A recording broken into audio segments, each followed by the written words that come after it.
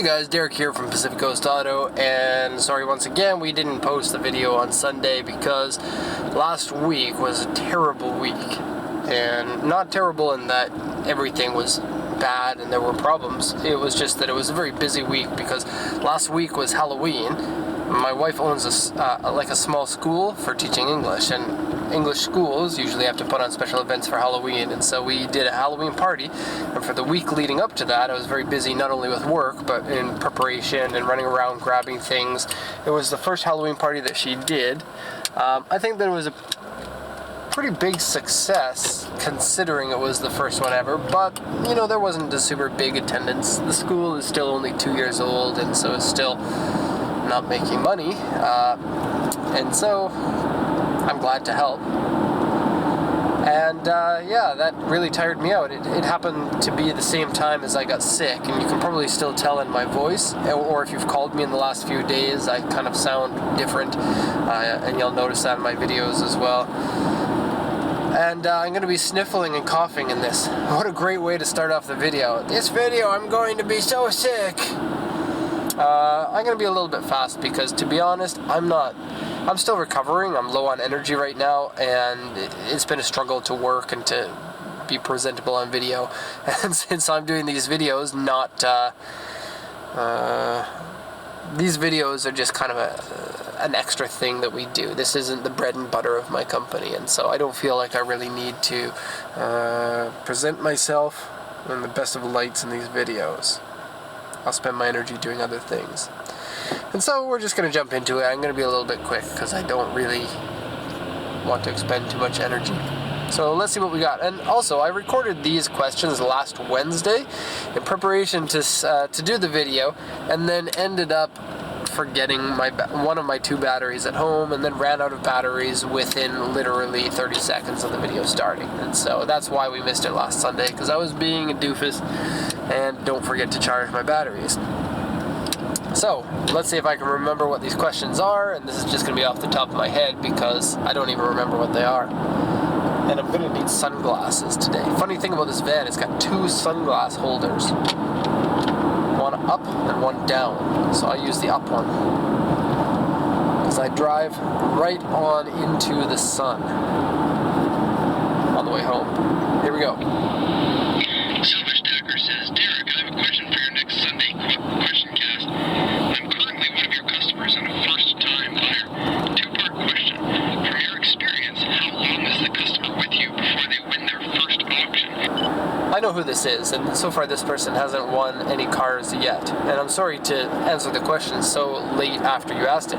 You actually asked me this in an email too, or at least you sent me an email saying that I'm going to ask this question. And it's not really if this customer is specifically looking for an answer to how long that he should expect to take to win a car, I can't really give that answer because for everybody it's a different amount of time.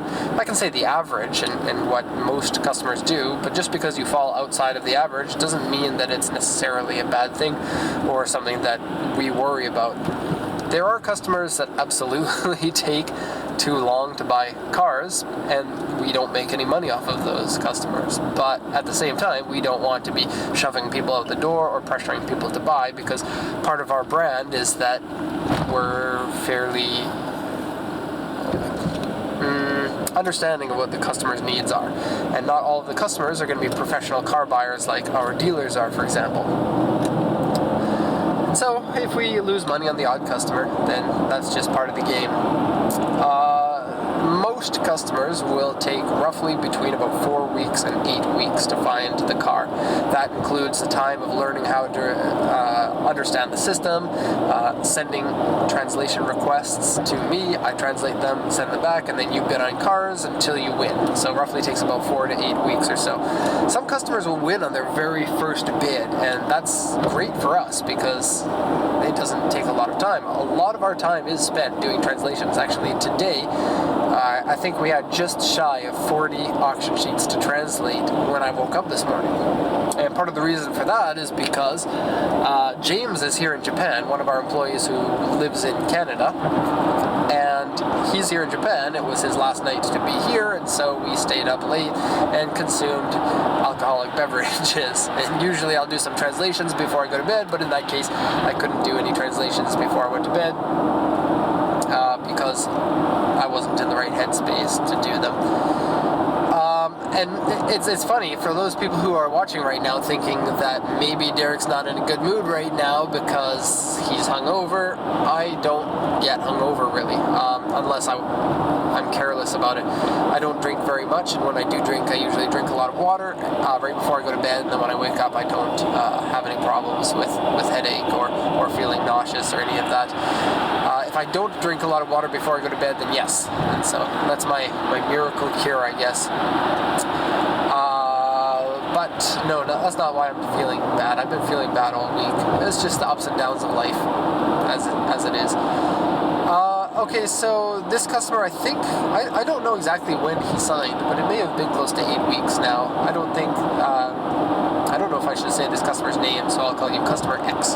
Customer M, how about that? So Customer M is bidding reasonably on all the cars, and it just happens to be that he's not winning anything so far. And part of the problem with Customer M's situation at the moment is that he's a U.S. customer, and the prices for U.S. cars can be difficult to predict because the condition of the car can fluctuate a lot from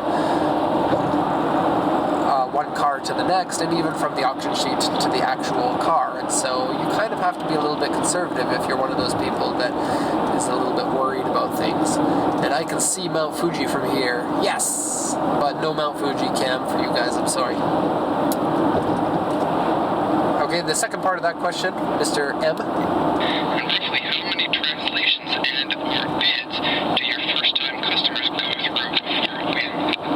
That's kind of the same question. The amount of translations, it really depends. It could be 1 or 2 or 3, or it could be 30 or 40 or so.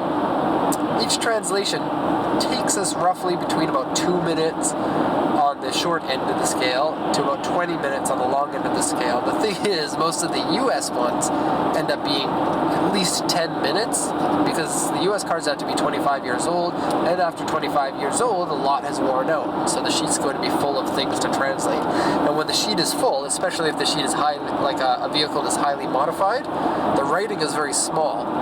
And when the writing is small, it can be really difficult to read some of the writing, because if you see Japanese writing, it's fairly complex. And so it's a combination of low resolution, small writing, weird words, because the other person who does translations with us is Naoko. She does a really wonderful job on most of the translations, but when it comes to modified vehicles, she's not up there on her car knowledge. And so usually if it's a highly modified car, then I'll translate it myself. I don't know if you can see from the camera, but there's a Mercedes-Benz V-Class behind us. And that's the car I almost bought instead of this one. Ultimate Red Coat says, hi Derek, if money was no option, what would you include in your dream 10-car garage? When I was in grade 7, I moved around to a new city every year because of the way that we grew up. I was in a new school, sometimes 2 schools per year, and it was kind of a rough time. One of my first friends was when I was in grade 2, and he was just a cool dude that, saw me as the new guy who didn't have any friends and really put an effort into becoming friends with me. And I'm still friends with him today, even though we don't speak very often. And he was kind of the person who got me into video games, and I was a gaming nerd up until about high school, and then it kind of died off. And I used to always ask him all the time. I can remember asking him, what's your favorite Nintendo game? Because, when I was in grade 2, that was the pinnacle of the original Nintendo, the NES. And it was always on my mind because, I didn't want to do homework or anything like that, so I just sat and played video games. But, video games were expensive then, and I only had 1 or 2 titles, and he was much more experienced in video games because he kind of showed me. And he would always say, I was really excited because I wanted to learn about new games, and then he didn't have a good answer for me, and I always felt like that wasn't a good answer, because he would always say, I don't know what my favorite game is, I like all sorts of different games. And in that circumstance, I was the immature person looking for information and that's kind of the same thing when people ask me what my favorite car is. I can't quite say what my favorite car is because I'm not one of those people who has a certain brand or certain style of car that I like so much more than anything else, and so I don't have a favorite car. I do have like a kind of a mental list of the top 100 or 200 cars that at one point that I really want to try out, and there are all the cars you can imagine are in there, plus some more, but I can't really say what my top 10 is without actually sitting down and writing out my top 100 and then narrowing it down. And I haven't ever had a chance to do that, and so I can't answer this question. But even if I could, and if you're Paul and you're watching this because you mentioned this last time a question like this came up, I am thinking about doing some podcasting. And I think that topics like that would be more interesting in a podcast than they would be in a kind of a shorter questions answers like this. I will say that some of the cars in the top would be the Toyota 86, just because of my personal experience with that car. Lancia Delta, Skyline GTR, a whole bunch of kind of European, more rare cars. I think I'd put at least some of the 911s in there, probably a 993. I don't know. I don't want to sit here looking like an idiot. Okay, glasses off. The bright sun time is finished.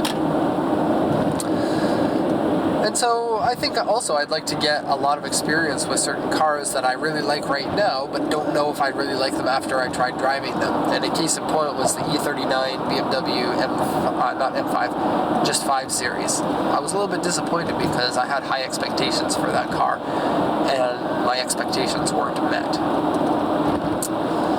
So I'll just leave that one there.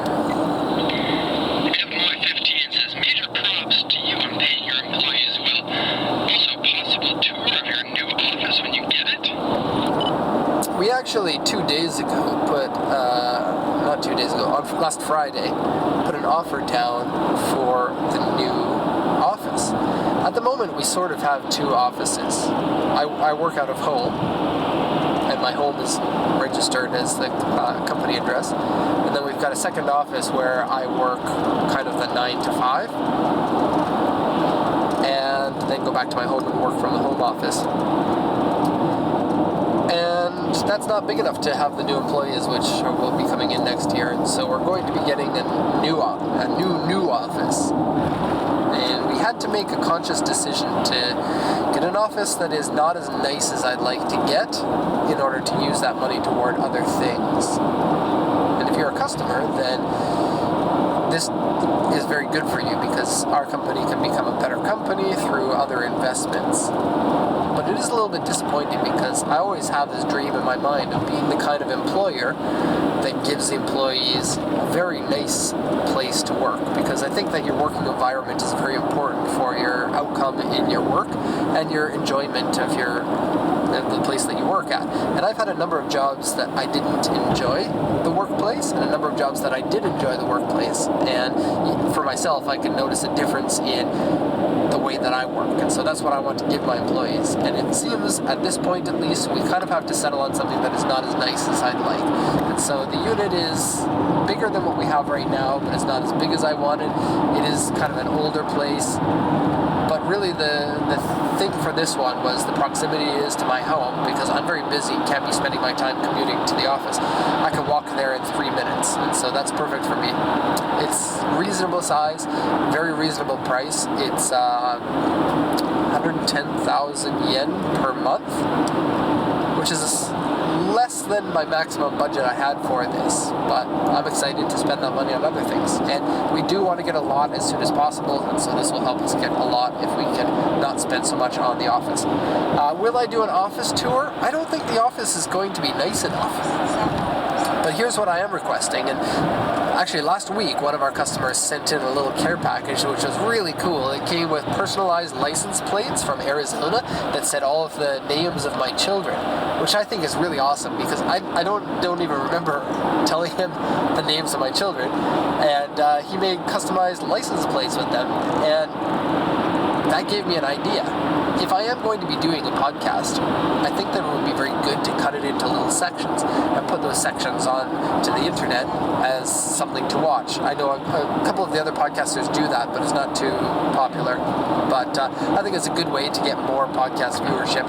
And if you're doing that, then you need to be able to shoot videos. And I'd like to get some sort of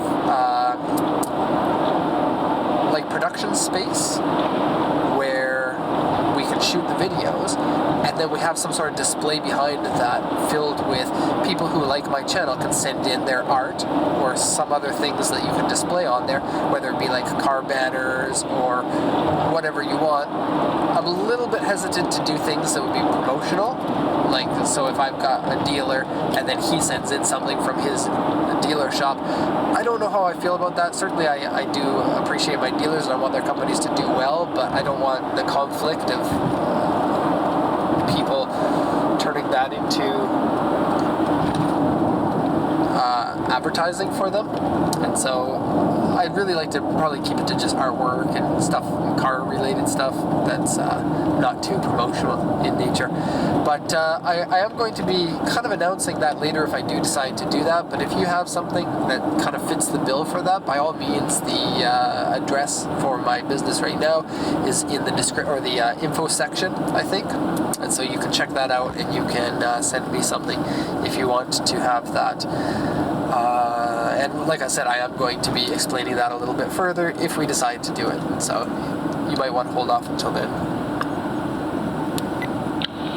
Brooks says you ship to different ports in the U.S. and Canada, but I noticed Long Beach, California bound ships typically stop in Vancouver first. Do most of the Canada bound vessels go to the West Coast?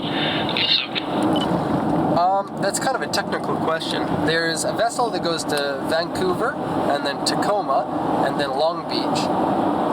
And then from there, I don't know where it goes. And then there's another vessel that, for the West Coast, it goes from Japan, and it doesn't hit the East Coast. So it's a different one for East Coast and West Coast vessels. And that one goes, the first port that it stops in is Freeport, Texas, which is right next to Galveston. And then that one goes over to Jacksonville, and then up to Baltimore and Newark, New Jersey. And so I guess it depends on the vessel.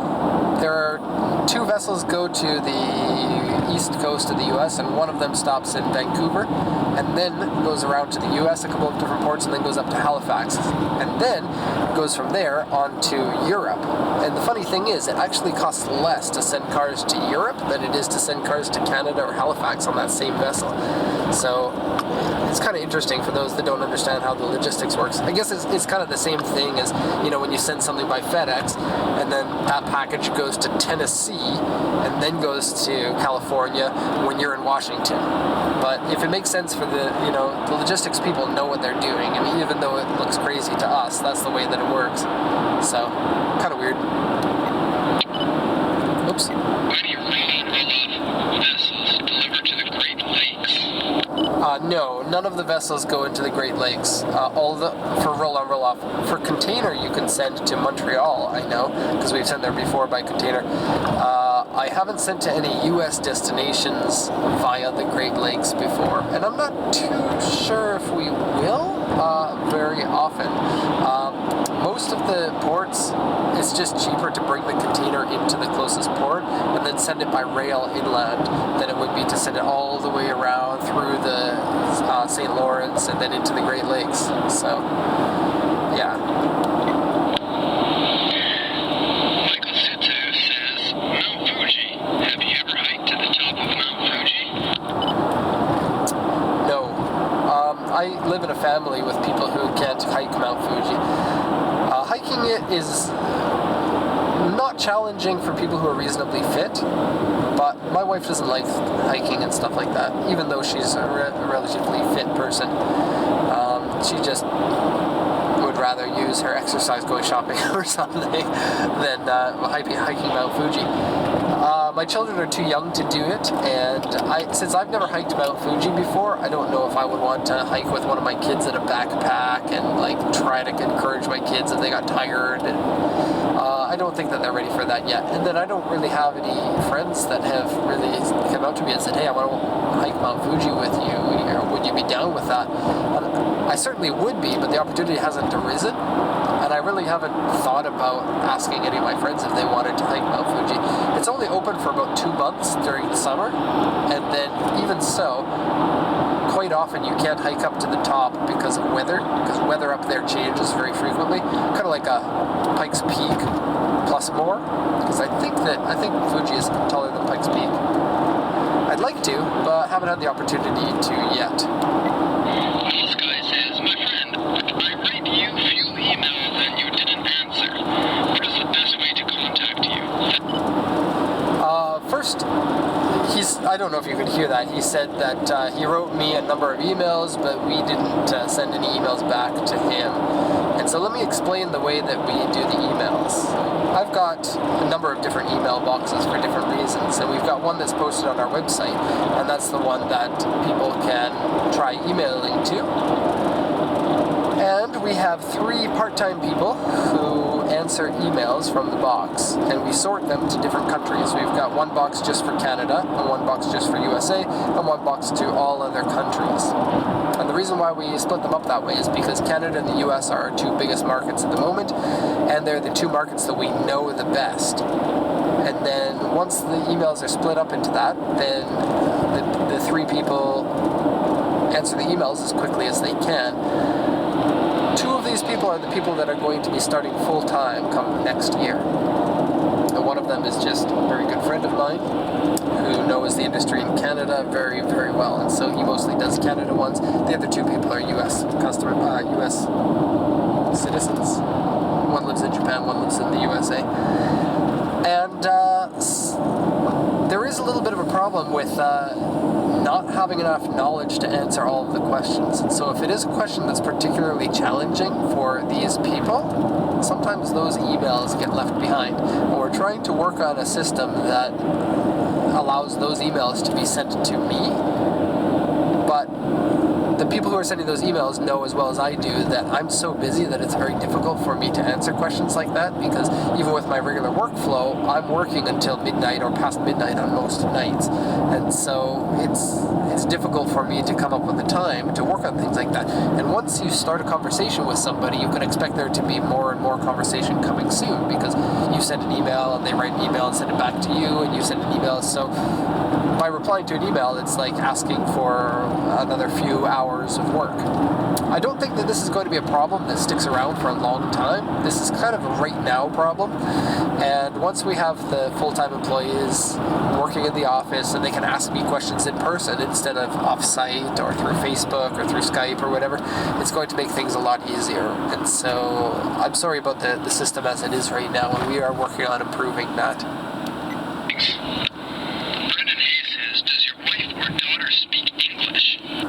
My wife, at my house, we only speak English. We speak a little bit of Japanese, but the dominant language is English. And so everyone in my family who is able to speak, oh my gosh, everything is messed up.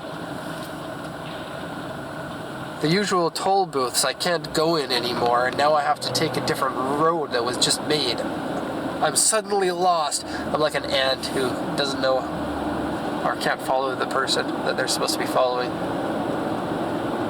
This is really strange for me, but exciting, because this highway in all its glory is opening up at the beginning of next year, and I'm excited about that because it goes directly to the port. Anyways, I'm the worst at speaking Japanese in my family because my daughter goes to school in Japanese, so she speaks Japanese way better than I can, and of course my wife can as well. Although I can get by in most circumstances when speaking Japanese, I kind of sound like an idiot when I do it. And so I'm kind of like that guy that doesn't really know how to speak English, who says things wrong all the time, but is used to saying things wrong, and so doesn't try to correct himself. That's me, but in Japanese. Final question. Kent Street Races says, how much does storage cost in Japan to store a car for a year until I can import into the U.S.? Are Americans even allowed to rent storage not being present? The port offers storage. It's 450 yen per day. We don't particularly want to do storage at our own lot, just because if demand picks up too quickly, we won't be flexible enough to get a new storage area, because here in Japan you have to give gift money to the landlords in order to rent places, and so it limits flexibility in being able to, rent a lot for 2 months if we have too many people storing vehicles, and then when the vehicles go, get rid of that lot. That type of thing is just not possible with the structure of real estate here in Japan. And so if we were in a cheaper area like most exporters, we're in Yokohama, we pay a lot for land here. It's 20 to 100 times more expensive in this area than it is in most areas where exporters are. And so there are benefits and costs for that. Overall, more costs than there are benefits, but I don't want to move out of this area because this is where I consider home, and that's important to me. And so the cost of storage, about $130 per month or so at the port, which is relatively cheap. My parking spot at my house costs more than that. And you can store the vehicles for a few months if you want, but most people who are dropping $8,000 or $10,000 on a car, they don't want to wait 6 months, a year and a half to get their car. And so I don't know. If it were me, I wouldn't want to wait. I wouldn't want to have the car in storage. I would buy something that you can import right away. But I know that there are circumstances where people want to import cars early. Like, for example, the Mark IV Supra is going to be really expensive once it's importable into the USA. The R34 Skyline, R33 Skyline GTR are all going to be kind of like that. So, yes. We are next to IKEA. Yay! That's going to be the end of the cast. I don't know if we got cut off this time, but if we didn't, great, because this one only goes to 29 minutes or so, or 26, depending on how it's feeling.